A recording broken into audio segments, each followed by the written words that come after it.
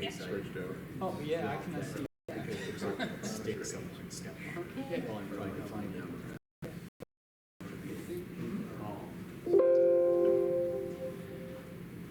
So is it one of these two arrows? Yeah, go ahead, give it a shot. Tell me when, Ron. Okay, good. There you go. Right, and then, Perfect. They're working them off? yeah. Alrighty. Okay, well, welcome everyone to December Fundamentals. And first thing I kind of want to mention is that this is kind of an end of an era.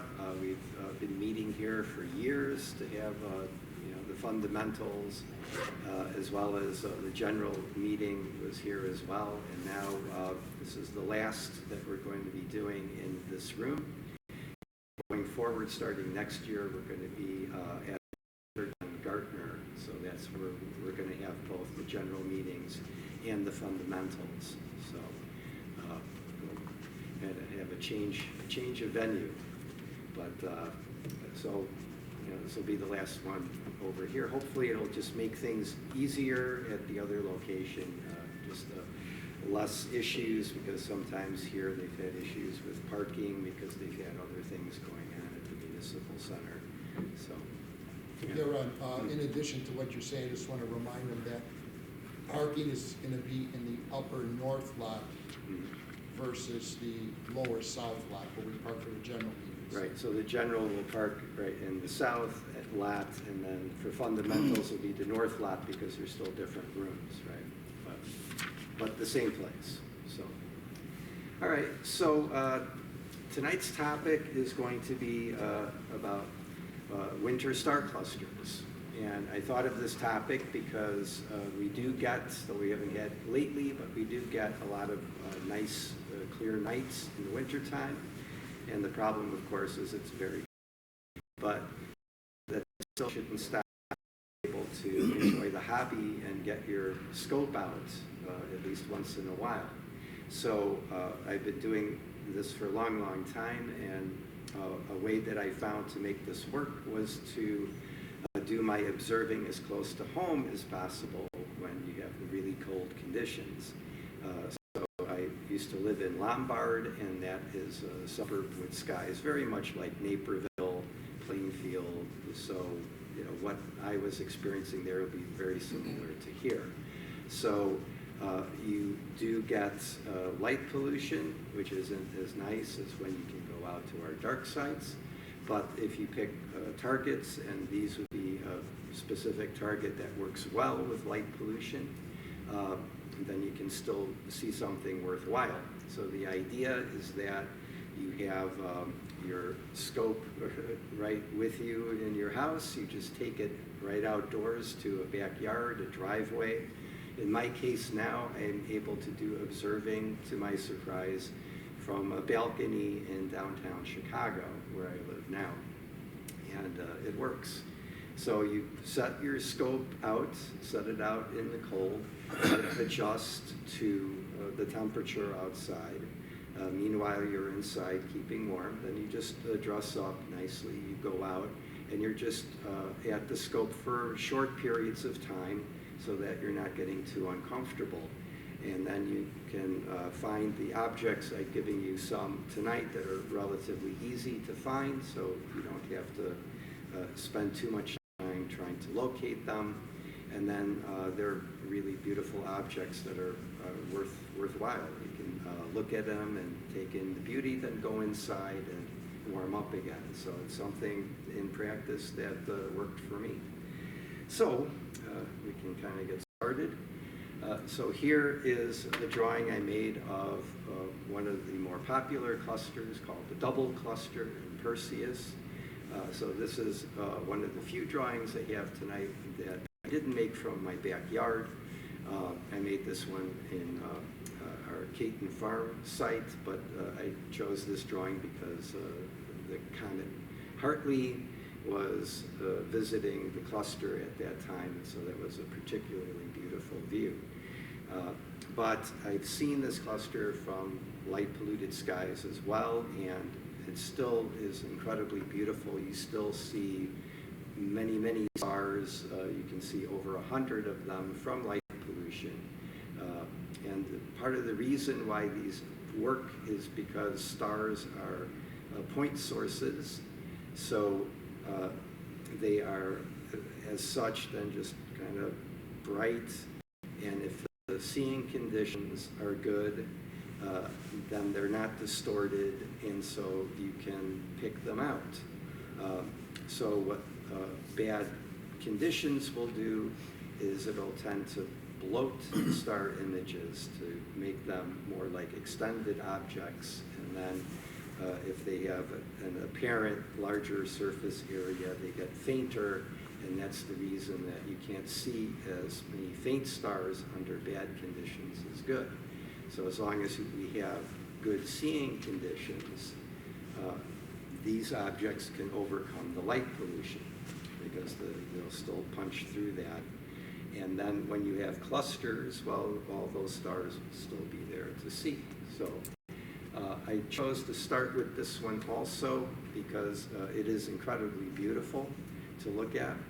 And it inspired Stephen O'Meara, who is a very experienced observer who's written several books. And as he related in one of his books, when he was a young stargazer starting out and he looked at this cluster, it inspired him to write a story as a 10-year-old boy.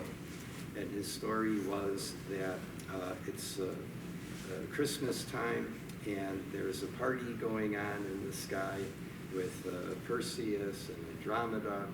And Perseus says to young 10-year-old Stephen, "Hey Stephen, if enough people want to have a white Christmas, they send their thoughts towards this cluster and their thoughts will kind of shatter the spheres that enclose them and all the snow will then fall to cover the ground." And they thought, like, what a interesting story for a 10-year-old to have, but it all stems from the visual impact this has, the beauty it has, right? And that's why I like these objects and suggest them to seek them out even though it's cold.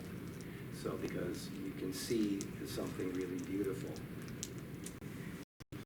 So a little bit of background with these objects. I did a program, the Herschel 400, and that we had to observe 400 different objects in the Herschel catalog. About 100 of them were open star clusters. And I wanted to get a sense of how do these relate to our sun and our place in the Milky Way. At the time when I started the program, I had a misconception that with star clusters, you're just looking all over the Milky Way. But then I realized that's not true. So the first thing I did was I plotted the positions of the clusters in this group according to their position in the sky and distance from the NASA catalog. And then I realized that some of them would cluster into groups, not the true groups where they're gravitationally bound, but observational groups where they're a similar distance and direction from us. So there were about 24 of these groups. And then I realized with other catalogs like the Messier and Hafner and so forth, many of those would also fit into these groups because the Herschel 400 was a really good representation of objects in the sky. So what I learned from this exercise was that instead of seeing all over the galaxy with clusters, we're only looking at an area like close to our sun with a radius about 1/10 that of the actual diameter of the Milky Way. So we are in roughly the middle between the center of the galaxy and the edge of the galaxy. And the stars that the star clusters then are things that are going to be our relatively near neighbors. So we are in not a major spiral arm, but a spur off one of the spiral arms in between the Sagittarius and Perseus arms. So in the summertime, when we look out at the Milky Way, we generally are seeing objects that are similar distance from the center as we are, but slightly ahead of us in the orbit around the galaxy. And in wintertime, then we're seeing the trailing objects that would be on the right-hand side of the page, those that are just immediately behind us in our orbit around the galaxy. So one of the reasons we can't see much beyond this is that there's a lot of material in the spiral arms of galaxies, and it blocks the optical light path after a while. So we do get this idea of the true form of the galaxy from professional astronomers with telescopes at infrared and radio wavelengths that can kind of push beyond that. But for us, doing our optical work, this is what we are limited to with the Milky Way. If you get the globular clusters, they'll be out of the plane of the galaxy, so then we truly are looking all around the galaxy. But for star clusters and nebula as well, this is really just the section of the galaxy that we're seeing. So when we look at the Milky Way itself, then what we see is all the arms kind of compressed into one band. So this is a slice of the winter sky, and what we see then is we start at the top right with the constellation Cassiopeia, and then the Milky Way winds its way down past prominent constellations like Gemini, Orion, and into Canis Major. So when we want to go out and find these objects and we're in light pollution, we're not going to see the Milky Way itself, but we still see the constellations, and especially the brightest stars of the constellations. And so that'll be enough for us to be able to find these objects. So what I'm going to talk about tonight will be just two basic groups of objects. One will be in the Messier catalog, just a handful of those. And then I'm going to have a second group, which are in the NGC catalog. And I picked that because those are less well known, but worth seeking out. So what I'm presenting tonight is just the tip of the iceberg in terms of how many clusters there really are to look at. The Messier catalog has over 50 star clusters, and the NGC has over 150 star clusters, and then there are many other catalogs besides those two, like the Index catalog, the Trumper catalog, the Hafner catalog, etc. So you have an amazing number of objects, which is a good thing. So even when I finished my Messier and Herschel 400, I've seen over 150 different star clusters, and I'm still able to see new ones I've never seen before from my balcony in downtown Chicago. So if I can do that, it just shows you guys have just an enormous number of objects. You'll never run out of objects to find. It really is a big universe. So tonight, I just want to point out a couple of things. Cassiopeia will be our starting point when we get into the NGC objects. That looks like a W in the sky. And so those stars are bright enough to be seen from here, from Naperville. And you can use those as a guidepost to really zero in on some of these objects. Then we will be moving in the right ascension order, that is from west to east, and we'll be following then the track of the Milky Way. So these star clusters all will be in and around, unsurprisingly, the band of the Milky Way. So from here we can't see the Milky Way, but that's okay, we can see the brightest stars. One whole constellation that's easy to find will be Cassiopeia. Another one is Orion, which you can notice there. We can see that very easily from here, the whole constellation. And then Canis Major is pretty easy too, with Sirius, the brightest star in the northern sky. So then there are a few other constellations where the stars aren't as bright, but they have at least a brightest star in the constellation, and those become good guideposts for us then. So you've got enough where you can go out in your backyard, look up, and kind of get your orientation so you know where these things are. And then the idea is you can put your scope on like the brightest star or the target star that you're seeing with your eye and hit the ground running to, you know, find the objects we want to look at. So a couple with the Messier, I'm just going to do a half dozen out of, you know, the 50 tonight.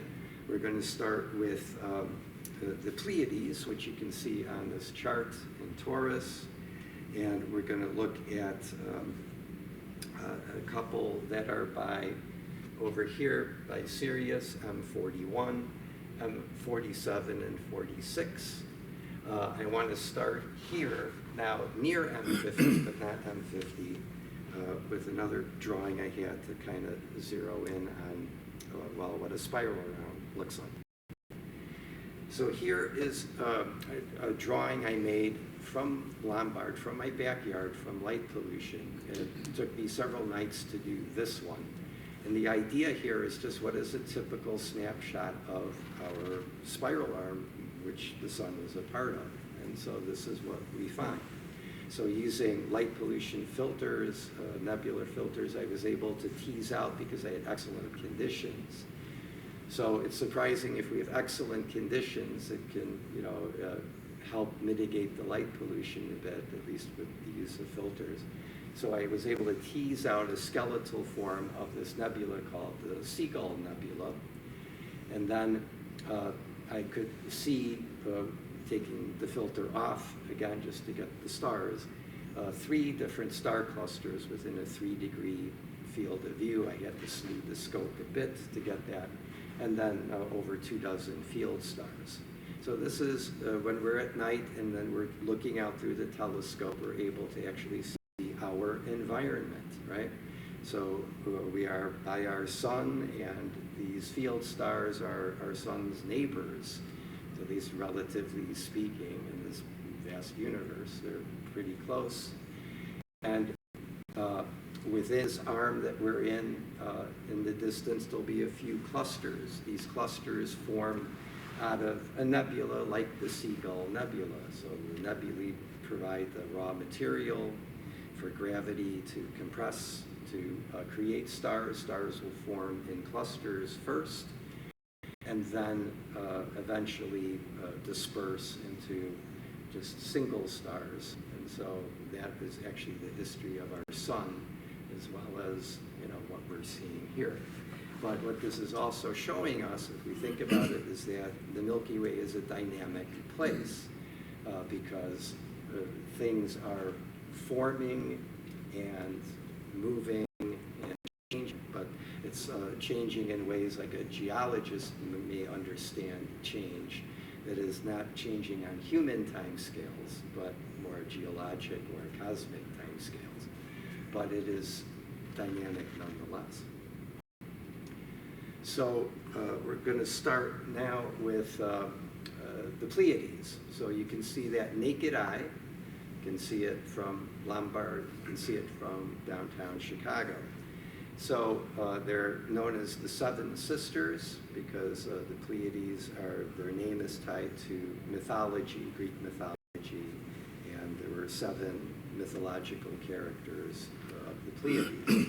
So people have the idea that then you should see 7 stars with the naked eye, but it's not true. You only see 6. So you have a myth associated with the name, but it doesn't translate precisely to what you see with the naked eye. Of course, with any optical aid, there are many more stars in the Pleiades. So with a telescope in the dark side, sometimes you can see nebulosity around some of the stars, as I showed there, which is kind of showing that these are young.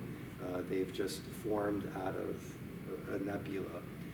So these are under 100 million years old, so which is very young compared to our sun, which is 5 billion years old.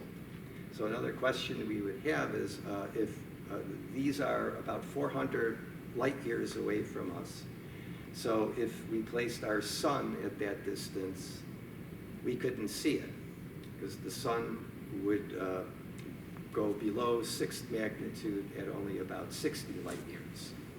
So that's telling us that these stars are not quite like our sun. They must be much larger, much brighter, much more luminous to be able to be seen so well from such a distance. So we got our couple clues about what star clusters are, in that they are very young stars, and that the ones we are seeing, at least with our eye or with telescopic clusters, are not going to be like our sun. They're going to be much more luminous and bright. That doesn't mean you don't have sun-like stars in clusters. It's just those aren't the type of stars we're really seeing. So we're really seeing more the young, hot stars that are bright enough to be seen from a distance. So the one below is Messier 46. So this is a now telescopic cluster. And this one, when you do not have a filter, you just see the stars really well, especially a nice triangle, a bright triangle of the brightest stars. And you pop in a light pollution filter at O3 specifically, and you can pull out a planetary nebula. So this is a cool view. The filter will dim some of the stars, but not all of them, but you still get this nebula floating in the star field. So very beautiful. But this is also raising a question in that if these stars are really much larger, more luminous than our sun, and much younger, then what's a planetary nebula doing there? Because planetary nebulae form from low mass stars, more like our sun, and that are stars that are much older than our sun, that are reaching near the end of the life of the star, some 10 billion years in age. So it turns out, well, this nebula does not belong to the cluster. It's a foreground object, right? So it's again highlighting the difference in age and types of stars that we're looking at in clusters. And just the last point on how dynamic the Milky Way is, at least in a geologic sense, if you will, is that if you think of the dinosaurs back in the Jurassic era, if they looked up, they would not have seen the Pleiades. They did not exist yet at that time, right? And so the Milky Way is still a dynamic place, always creating new things. So I'm going to look at 3 clusters now that are Messier clusters in a constellation called Auriga. So these are 3 particularly beautiful ones to catch and see, and because they're so bright, you can see like 6 magnitude, 5.5 magnitude. So if you just sweep in the middle of the constellation, you can pick them up. So the first one is M36. So one thing I noticed as I started viewing these objects is that I was able to organize them into kind of 3 general observational groups. It's informal because there is a formal way that they are designated through the Trumpler system, which would be those that are sparser and then those that are more compact and so on. But this is just observationally, I noticed you would have one group of clusters that look like streams, right? So here you have a central condensation, if you will, with M36, and then streams of stars that come off from the center. Then a second type that I noticed was this one, which is where you've got a lot more stars that are, so it's a richer cluster, and they are unresolved, and they become this beautiful haze.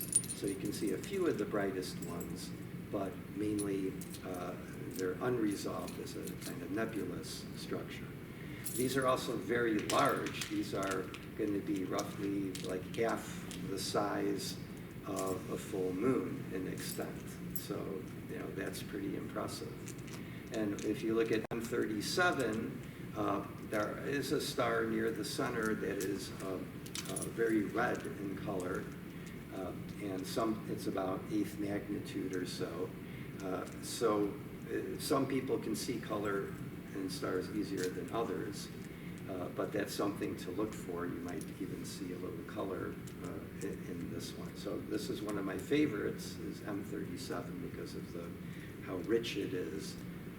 And a few of the brighter stars even sparkle amongst the haze. And this is from light pollution, right? So if you get a clear night, you're still able to see something pretty impressive. And then the last one in Auriga, they're all in a line, is M38. And this one is, again, a kind of stream structure where we have, here it reminded me sort of a comet with twin tails coming off. So you can use your imagination to what form it strikes you as. But what's also interesting is this is a stream-like thing, but not the same in appearance as the first stream one that we saw, which maybe was more like a bug, where you have something in the center with streams coming out. This one's more at the end with streams coming out. So the larger point is each cluster will really be unique. One will not look exactly like the other. And so that's also why it's fun to seek them out, so that you're not just seeing the same old thing over and over. So the last Messier I'm going to talk about today is this one, M41 in Canis Major. And this one is a type I call like a splash type of cluster because it's more like stars are splashed across the field. So it's very beautiful to look at. Here you've got a lot of really bright stars, but they're more like a splash form than a bunch of streams. So that ends the first part with the Messier. Now we're going to look at some NGC clusters. So the way I kind of organize this is you imagine you're going to view for, let's say, 1 week, right?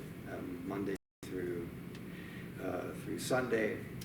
So we don't get like 7 days in a row of dark skies, but we'll just imagine that we have a great week for doing that. So how might you tackle these objects? So one idea is you can look at like a pair or a couple pairs every night, because you're going to do this kind of somewhat quickly, but it'll be worth your while. So the first one we're going to start with is NGC 46 and so to find these, we're in Cassiopeia. That was the W constellation I pointed out at the beginning. We're going to find one of the stars in the W. If you start from the east, that is from the left, this will be the second star over. This star is called Rukshva. So you just look at the constellation, you say, oh, there's the second star in the W from the left, and you put your scope on it, and then you're already in a great position to find these clusters. Because now all you have to do is move the scope, sweep it just a couple degrees south from that star, and there you are. So with low power, you actually get both clusters in the same low power field of view. So that's cool. So when we look at the first one, 436, it's a stream type of cluster. So we see kind of a couple streams kind of flowing, connecting together. Then moving the scope, really same field of view to the other, you get the Phi Cas cluster. So that's named after the star Phi Cassiopeia. So that star is it has a 5th magnitude star, the brightest one with a 7th magnitude companion. Those are the two stars at the top, and they are sort of like eyes. And then you have kind of a stick figure person with their arms spread out like this. So it's a very cool effect in the scope. It's also been called the ET cluster, after E.T. the alien, because it sort of reminds some people of that figure. So again, you can use your imagination. So it's very bright, only at about 6th magnitude, and very distinctive, very interesting to see. So just sort of like imagine you got a cold night, you set your scope out, you can find this constellation easily in the sky, find the guide star pretty quickly, and then we're already able to fairly quickly find these very interesting clusters, and then you can go back inside and warm up again. So, and then if you warmed up and you want to try a couple more on this Monday evening, then these are the next two that you could look at, NGC 559 and 637. So we use the same guide star again, Rutschbach, but now we go north 2 degrees instead of south. And then the first one is, we see, what you see a lot are asterisms. We have kind of an arrow asterism of 4 stars pointing down in the drawing. Actually, this would be pointing from west to east because, as the sky is moving, the north and south will shift with the rising and setting. And it's also a star diagonal, which is kind of flipping east and west. But anyway, you see an arrow asterism, and it's pointing right to the cluster itself, which is sort of another arrow form. So you get kind of a double arrow. So the asterisms are beautiful in themselves, just as well as the cluster. So the whole thing I like with this is it just made a very interesting visual scene for you to see in the telescope. So then the next one that will be not far away is NGC 637. So this one was very interesting for me when I saw it because I would see a line of stars in the cluster and then a second line, again, falling from it, but falling in this curved way that reminded me of a waterfall, right? So that was kind of cool. So now let's say it's Tuesday, and now we're going to go out again and try a couple pairs. So we'll go back to Cassiopeia. Now we're going to find the first star in the W instead of the second one because we're moving from west to east. So this one is Sagan is the name of the star. And then when we kind of get on there, we sweep again just a couple degrees. And then we'll find this one called the Horseshoe Cluster. So this is, again, a stream of stars, but there's 4 kind of at the top that are particularly bright with streams coming off them. And it reminds a lot of people of the figure of a horseshoe. So that's, an interesting sight to have in your scope. So now what you can do is a bigger sweep. We're kind of in the correct right ascension. We're just going to kind of drop down in declination. We're going to go to Andromeda, to a very bright star called Almach that you can see with the naked eye. Not too far from there, you'll find this cluster. So this is more a splash type cluster, but it's huge. It's 1.5 times the apparent size of a full moon. So it covers a lot. So low power is what you want to use for that one. And you get this beautiful splash in your low power.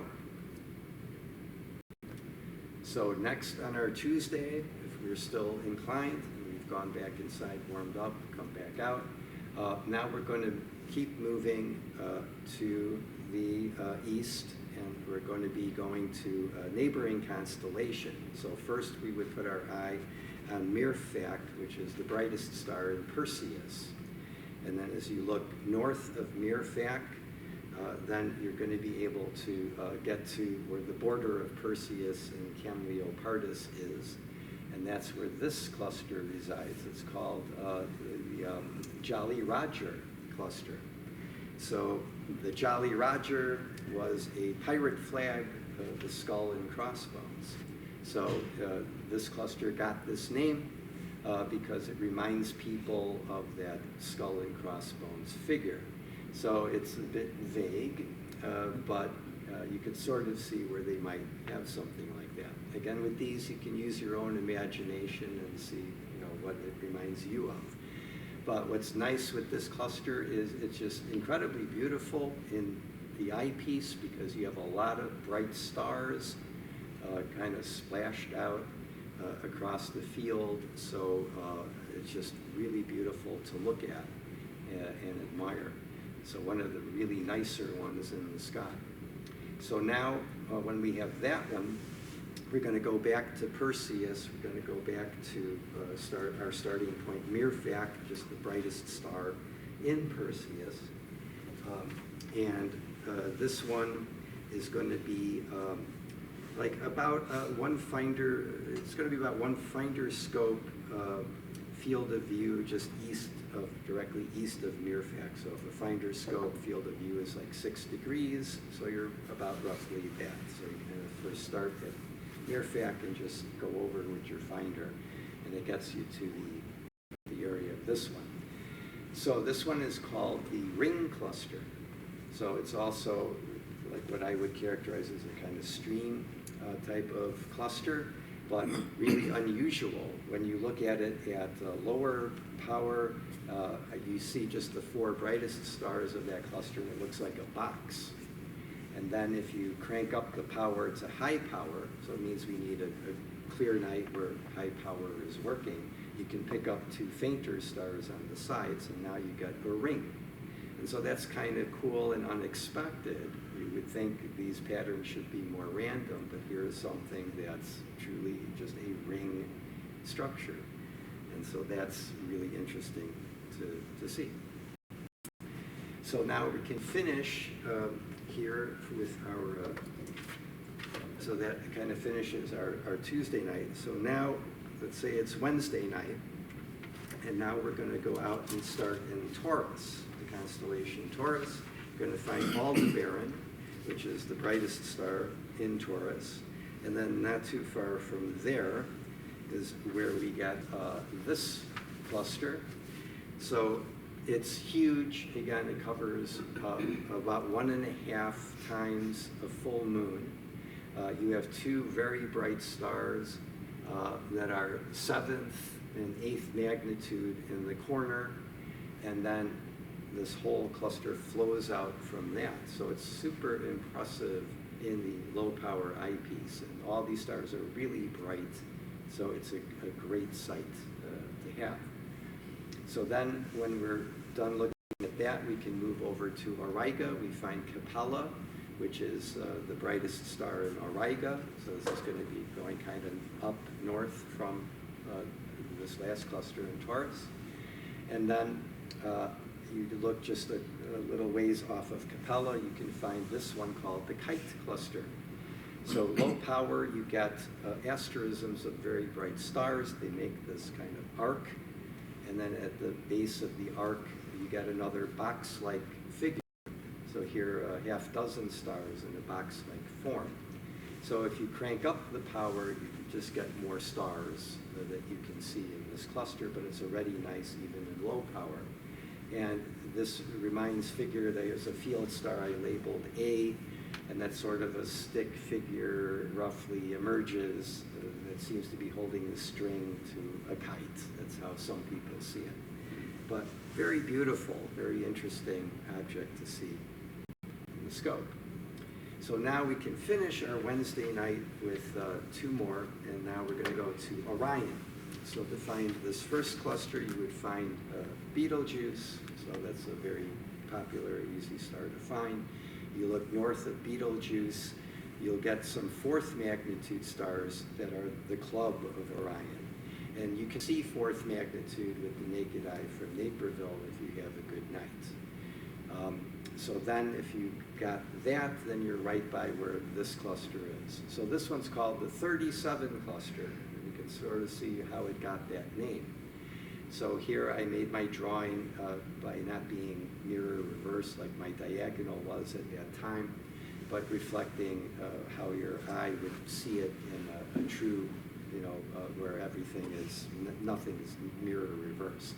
So this will be in a Newtonian telescope, or now my current diagonal that actually shows stars in the true way. So when you have that, then you've got the 37 figure. So it's also interesting with this. This I made from Lombard under poor conditions even, but the stars are just bright enough where even poor conditions didn't keep me from being able to see it. And there's 2 double stars here, which I didn't realize at the time I made the drawing. I've revisited this cluster several times. The last time was just in March of this year, and that brightest star in like the north center, that's at the edge of what would be the 3, and the brightest star in the whole cluster. That one turns out to be a double, a tight double, two stars about 7.5 magnitude that are separated by 2.5 arc seconds. So I was able to crank up the power under good conditions and kind of split that double, so that is really cool. And then there's a second double I caught even originally under the poor conditions, and those are the two stars in the upper right in the 7. So they turn out to be a wide double. So they have official designations, but that's another aspect that makes it interesting. With many star clusters, actually, you can find a lot of double stars within them. So depending how cold it is, you might want to spend more time with the 37 to see if you can split the double. And then the last one we want to look at here would be another star in Orion. And now we're going to go drop back down towards Betelgeuse for this one. And we're going to go kind of put it at the edge of our finder scope and then a little off of the center in our finder where the area is for this cluster. So this one was interesting to me because it has like it reminds me of a set of columns, right? And so you have just one column after another, and it's kind of a cool effect. You see the like moderate high power view in the upper right, and then a lower power view with a splash of stars that are just field stars that are near it, but it really stands out already, even in the low power view.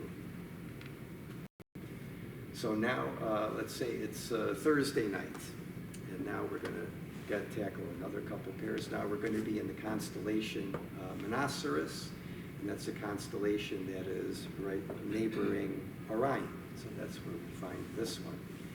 The first one we're going to start at here is interesting because you see a small nebulous patch. So you're in light pollution. Normally nebulae are things you can't see, but here you got yourself like a true nebulous object. So that's nice in itself.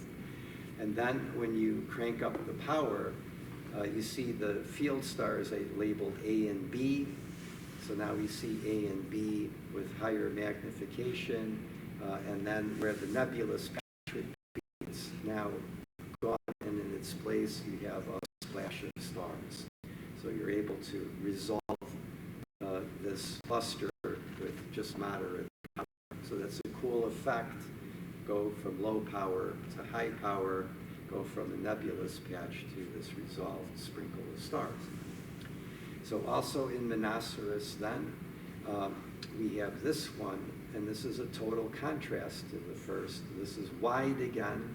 It is about as wide as a full moon, so we're just going to use low power. And it's a splash of stars, but a splash of stars that are kind of interesting because they're split into two groups. And so that's kind of neat too, visually, to see that with this dark kind of lane cutting them into two parts. So we finish this evening in Monoceros by now another couple pairs, which I call now you see them, now you don't. So when you go with low power, you get this interesting asterism of stars, and then you get a couple field stars I labeled A and B. And now, but there's nothing in low power besides just those field stars. So then you put your center your scope right on those field stars, go to moderate high power, and suddenly a whole cluster appears, right? They were too faint to see in low power, moderate high power, suddenly they appear. And so that's a cool effect, right? And it's a really nice number of stars too.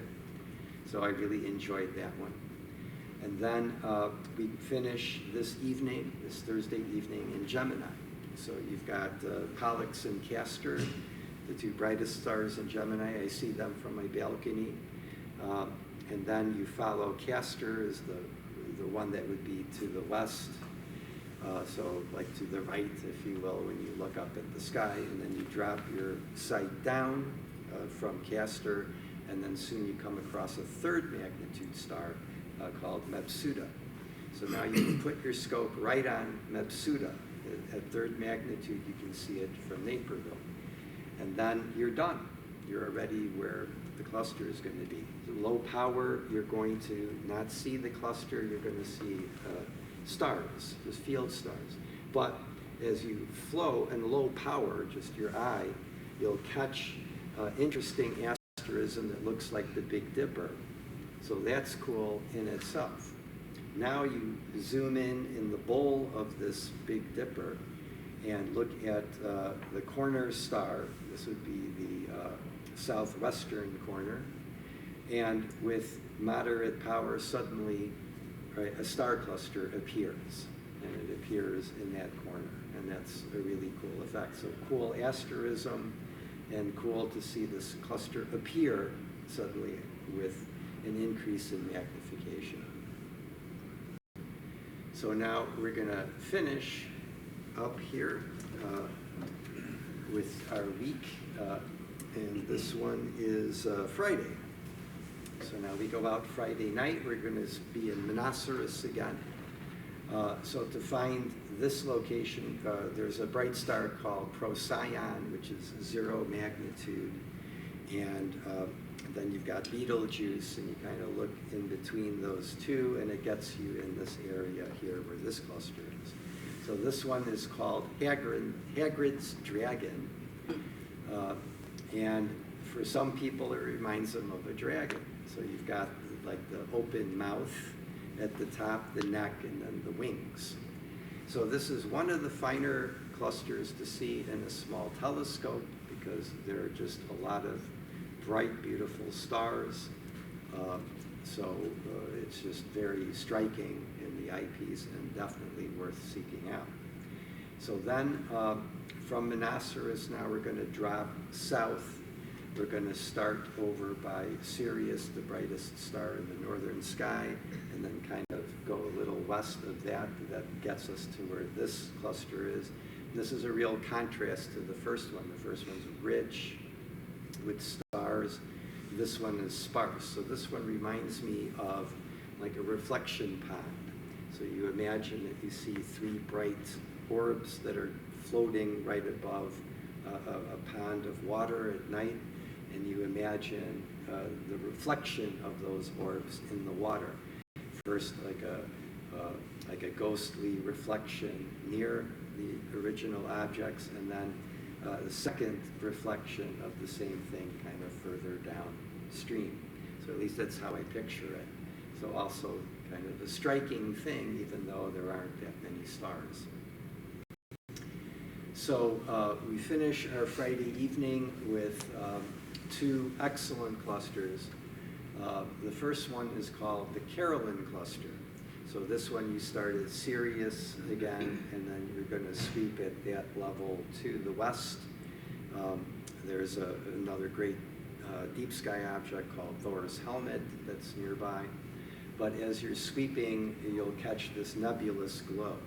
So remember the talk we had just a couple weeks ago that James Schweitzer gave of the planetarium in Shanghai, and they had an exhibit where they showed William Herschel and his sister Carolyn looking through their scope. And so this cluster was discovered by Carolyn Herschel, William Herschel's sister, yeah. And it's absolutely beautiful, one of the nicer ones to see in the sky. It's a very bright nebulous patch with low power, and you can even see a couple stars peeking through the nebulosity.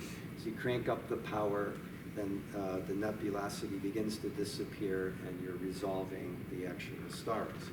So this is one I return to often. I just saw it in March in Arizona. There, with the darker skies, you still get a nebulosity even with higher power because you're picking up more unresolved stars. But it's just gorgeous even from light pollution, so well worth seeking out. And then the last one here is going to be in the same constellation, Canis Major. So to find this, we have to look at the bottom of the constellation. When you see it, there's 3 stars that make a triangle. They're sort of like the legs and the tail of the dog. And then the middle star of that triangle is called Wiesen. So you put your scope at Wiesen, because you see it with the naked eye. And then you just sweep up a little bit to the northwest. And then there is a fourth magnitude star, so technically visible from Naperville. And that star is at the heart of the cluster, so very easy to find. And when you look at it through the telescope, now you've got this really brilliant star, and now a cluster around the brilliant star. So it reminds me like of moths going around a flame, right? So it's really beautiful, a really stunning visual effect. So these are two magnificent clusters to kind of round out the week with. Right, so now we go to the weekend. We're going to take it easier and just look at maybe one pair per night. So this will be Saturday night. We're now going to go into Puppis. So this is the cluster that is, the constellation rather, that is right next to Canis Major. So first you'll see this one. This is just a nebulous patch. And it's kind of cool though. You have what I find a nice grouping of stars that kind of frame it. And it's cool to see like a nebula when you're in light pollution. So I kind of just like that one, like the visual effect. And then we can finish here with M47 and its companion. So we looked at M46 at the start, and we were looking at some Messier clusters. So this is another Messier cluster that's really right next to M46. So you can just move your scope real easy from one to the other. The first one had the planetary nebula in it. This one has a companion cluster right above it.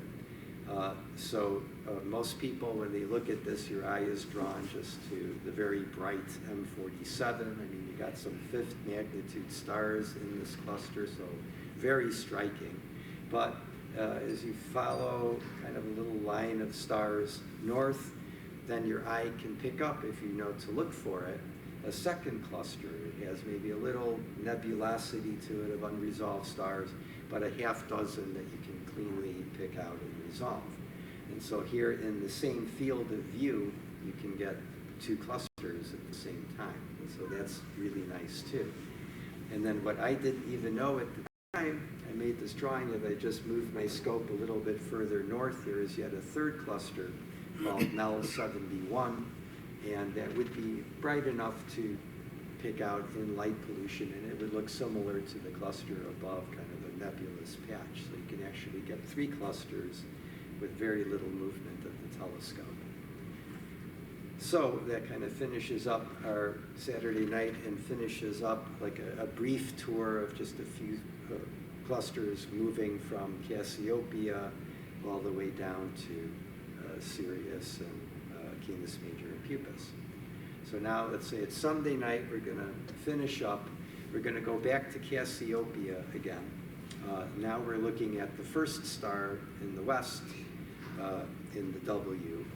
Before we were looking at the stars at the left, now we're going to look at the right, that is the westernmost star in the W. It's called Caphe. And when you find that one, we just look off to the side from Caphe, and we get these two clusters here. I'll start with the lower one first. This one is one other drawing I made, which was not from Lombard, but from a darker site. This was in Dixon, Illinois. That's like the Green River Conservatory. And there, I could just get a cleaner view of it.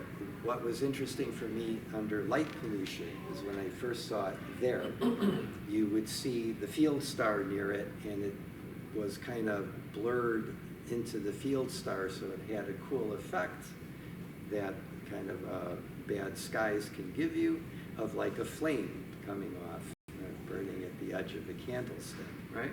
So that was a cool light pollution effect. When you get to darker skies, then it is resolved separate from the field star, and you can get a little cleaner look. And then under light pollution, if you have excellent conditions, you might be able to pick up another neighboring cluster that's right above the other one.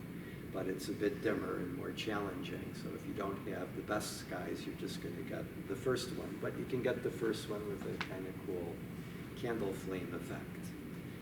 And then the last one we're going to have is another discovery of Carolyn Herschel.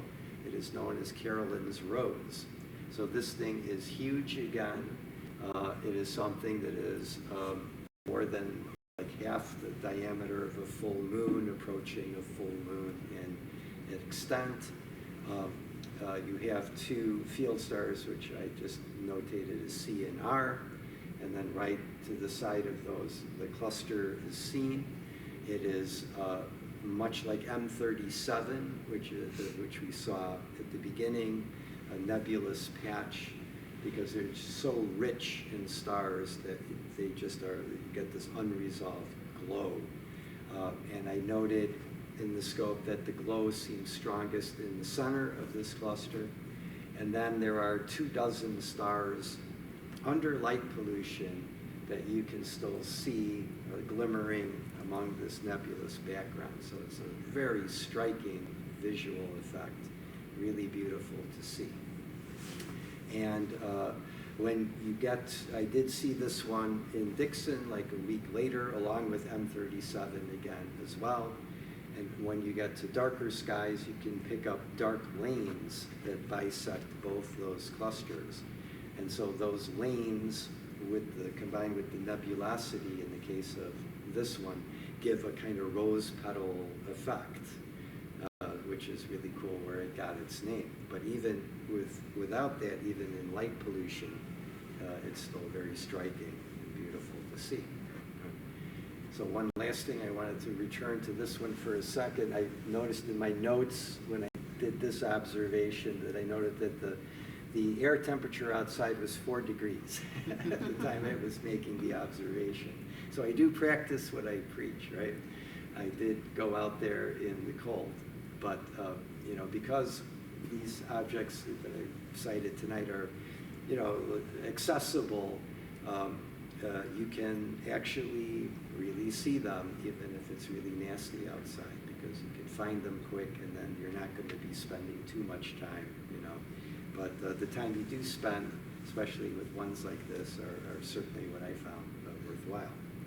So there we are. This is just the tip of the iceberg of how many clusters there are. Hopefully it inspires you to, you know, be able to make something out of the winter months, and at least see a few of these if you can get a chance. I think you really enjoy the view. All right, thank you.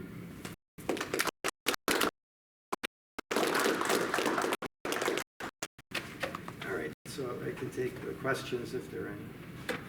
Yeah, okay.